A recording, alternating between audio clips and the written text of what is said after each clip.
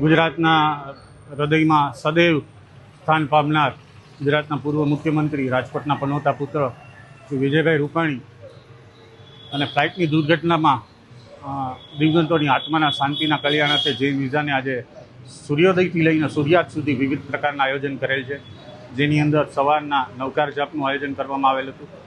ત્યારબાદ જીવદયા રૂપી જે જૈનોની કુળદેવી છે, તો રાજકોટ મહાજન પાંજરાપ રોડમાં 250 કિલો લાડવા ગૌ માતાને અર્પણ કરવામાં આવેલ હતું. 100 કિલો પક્ષીઓ માટે, પારાવા માટે ચણ અર્પણ કરવામાં આવેલ હતું.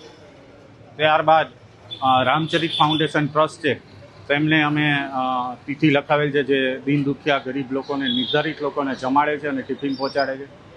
રાજકોટનું અગ્રણી સંસ્થા બોલબલા ચેરિટેબલ ટ્રસ્ટને પણ તેમના ભોજન રથને અમે તિથિ લખાવેલ છે. એવી જ રીતે પૂજ્ય નમ્રમુનિ મહારાજ સાહેબની દ્વારા ચાલતું અરમ યુવા સેના પ્રેરિત ભોજન અમને પણ અમે રથ લખાવેલ છે.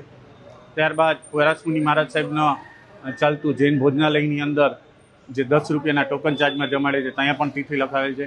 અને 1 વાગે મુકબુદ્ધિર આશ્રમમાં ધીરજમુનિ મહારાજ સાહેબ પ્રેરિત મુકબુદ્ધિર આશ્રમમાં પણ અમે તિથિ લખાવેલ છે.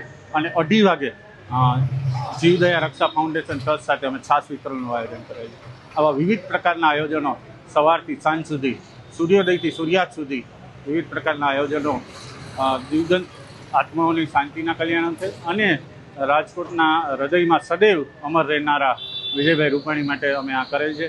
અને એમના માટે આ બધા કાર્યો કરી અને એમને સાચા રૂપમાં શ્રદ્ધાંજલિ અને પાઠવશું.